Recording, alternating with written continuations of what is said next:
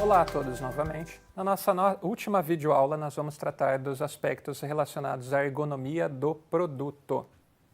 Primeiro de tudo, só para destacar, o engenheiro de produção, ele atua obviamente na otimização de sistemas produtivos, de processos produtivos, adequando equipamentos, máquinas e etc. E nós estamos vendo aqui na nossa disciplina de ergonomia como trabalhar também o aspecto humano dessa relação. Então, uma das áreas de atuação da ergonomia de produção, definidas lá pela ABEPRO, a engenharia de produto, gestão do produto, e nós temos um dos tópicos relativos à ergonomia e segurança do trabalho, que é justamente a ergonomia do produto. Então, vocês, engenheiros de produção, eventualmente se envolverão no processo de desenvolvimento de produtos, ok? E é sempre importante considerar os aspectos ergonômicos quando do projeto desses produtos, ok? É sempre importante destacar também que produtos não necessariamente se referem só a produtos físicos, tá? Então, de repente, um sistema também é um produto. Se você gera uma planilha de análise, uma planilha de controle para que seja utilizada na sua empresa, ou se você utiliza um sistema ERP desenvolvido localmente, etc., isso é um produto. Ok? Então, nós temos aqui, basicamente, produtos que são utilizados em ambiente profissional, ambiente produtivo, tá? Desde sistemas até ferramentas, sejam ferramentas manuais, ferramentas com acionamento automático, etc. E, obviamente, nós também temos os produtos de uso cotidiano, que a gente consome em geral, celular, mobiliário e etc. Eventualmente, vocês se envolverão também no projeto de algum desses artefatos, ok? De maneira geral, a gente pode destacar três aspectos, três qualidades em um produto. A qualidade técnica, a qualidade estética e a qualidade ergonômica. A qualidade técnica é aquela que diz respeito ao funcionamento do produto em si. Então, por exemplo, no caso de um chassi, se ele tem as especificações necessárias para que ele aguente as forças de torção e etc., como ele funciona, todos os mecanismos que promovem o funcionamento adequado dele. A qualidade estética ela está muito mais ligada ao visual. Então, se o produto se ele é agradável, se ele promove sensações no seu utilizador que de outra forma ele não teria. Por exemplo, essa poltrona aqui embaixo, obviamente ela tem um viés muito mais estético do que funcional. Ela foi feita para ser bonita, vamos dizer assim. Ela pode até ter qualidades em outros sentidos. Obviamente, ela tem que suportar o peso do seu ocupante, mas o que se sobressai aí são os aspectos estéticos. E, por fim, os aspectos ergonômicos, que são aqueles relacionados às condições de uso. Então, esse teclado aqui, por exemplo, ele tem uma angulação tal que ele minimiza os desvios de punho durante o processo de digitação. Então, apesar dele ter aspectos estéticos e, obviamente, aspectos funcionais, o que se sobressai aqui são as características ergonômicas, ok? Essa é a proposta principal do produto. Como é que a ergonomia contribui durante o processo de desenvolvimento do produto? Então, o Ichiro Ida ele listou aqui nessa tabela, foi reproduzida, algumas etapas do processo de desenvolvimento e do processo de uso dos produtos e qual é a participação da ergonomia em cada uma delas. Então, na questão da definição, a identificação das oportunidades e da demanda para a criação do produto, qual que é o objetivo, que características ele deve ter e etc. A ergonomia ela vai auxiliar a analisar o perfil do utilizador potencial do produto e também os requisitos. Se os usuários estão esperando algumas qualidades ergonômicas de um produto, nós temos que incluí-las na definição do nosso projeto. No desenvolvimento, o detalhamento aqui, os requisitos do sistema, a arquitetura, quais são os componentes, etc., as soluções alternativas, ok?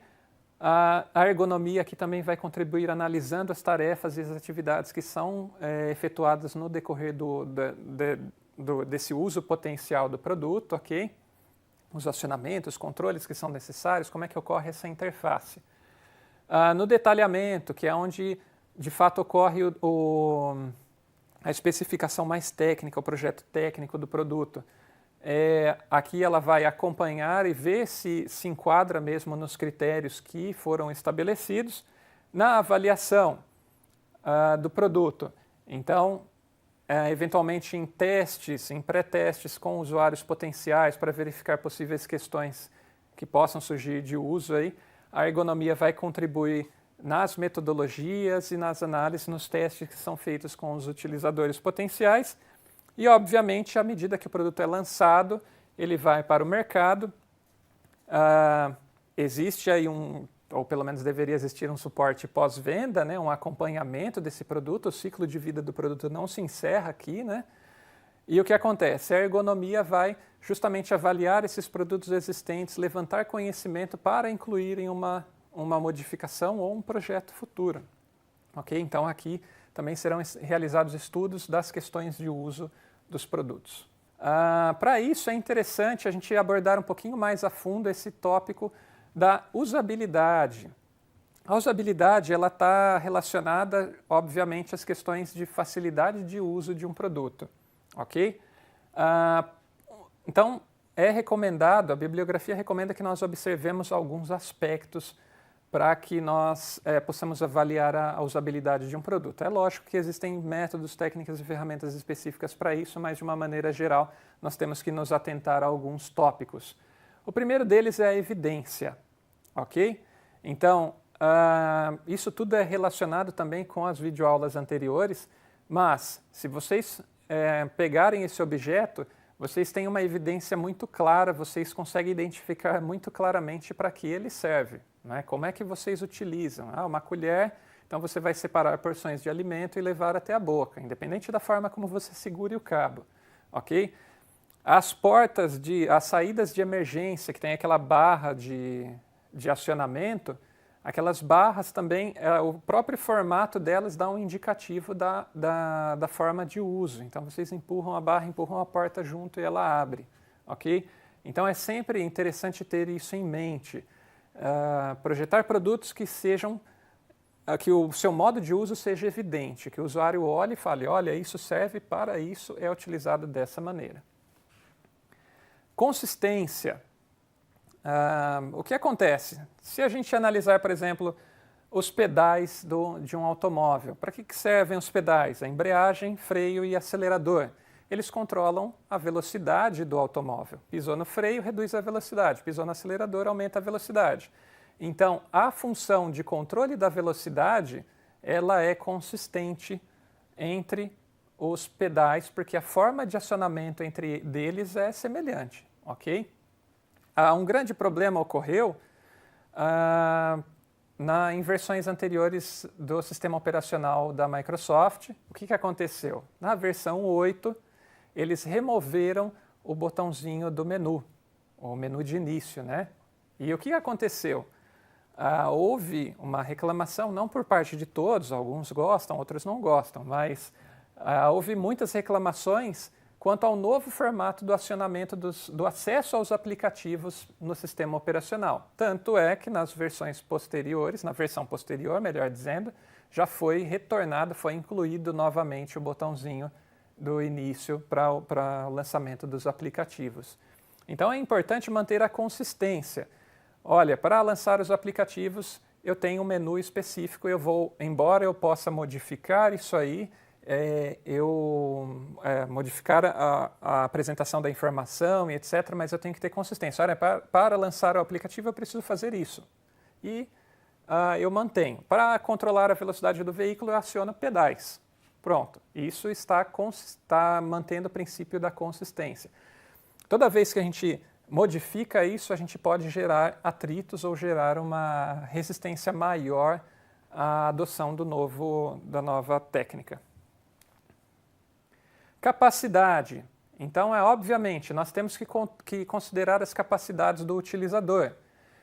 No momento em que nós estamos dirigindo um veículo, nós temos as duas mãos, a maior parte do tempo, pelo menos, no volante, ok? Então, o que acontece? Os outros acionamentos, aqueles que nós vimos anteriores, por exemplo, do controle da velocidade, ficaram para os pés. Então, foi distribuído esses acionamentos, essas funções, para respeitar as capacidades do condutor, ok? Então não adianta, por exemplo, encher o painel de mostradores e de informações que vão desviar a atenção, porque, inclusive, nós não temos a capacidade de processar tanta informação ao mesmo tempo. Então, isso é uma capacidade cognitiva, ok? Na questão dos acionamentos, nós não conseguiríamos acionar tantas coisas apenas utilizando as mãos. Então, tem que ser distribuído entre pés e mãos, entre mão direita e mão esquerda e etc. Ok? Compatibilidade. Isso também está relacionado, é lógico que isso tudo está interrelacionado, mas tem que ser compatível com as características dos utilizadores e com o conhecimento prévio. Então, por exemplo, luz vermelha em um semáforo, ou a luz vermelha de uma maneira geral, ela é indicada ela indica a atenção, no caso aqui ela indica o sinal de parada. Então, ela já tem uma associação prévia com algumas funções, algumas informações que ela transmite, ok? E a luz verde, a luz para você prosseguir, também tem já algumas associações prévias, ok? Então, é óbvio, se você utiliza o martelo de um determinado fabricante de uma maneira, mesmo que você troque o seu fornecedor e passe a adquirir martelos de outro fornecedor, você espera que seja um uso próximo, um uso compatível, ok? Prevenção de erros. Então, também isso está relacionado aos aspectos ergonômicos que nós discutimos em aulas anteriores. Um exemplo clássico, né? A alavanca de câmbio de muitos automóveis para você engatar a marcha ré, para prevenir que você tente, ou eventualmente até consiga engatar a ré com o carro se movimentando para frente, né? Existem alguns botões ou algum acionamento específico que te impede de fazer isso. Então, para engatar a ré, em alguns modelos, você puxa uma alavanquinha aqui abaixo do câmbio para cima, ou você pressiona o câmbio para baixo, justamente para quê? Para prevenção de erros. Isso está relacionado ao que nós vimos também na videoaula anterior, com caixas de diálogo de confirmação e etc. Então, os produtos, os sistemas que nós estamos projetando têm que ser tolerantes ao erro, tem que prevenir o erro ou, pelo menos, ser tolerante a ele, minimizando os impactos que eles venham a causar.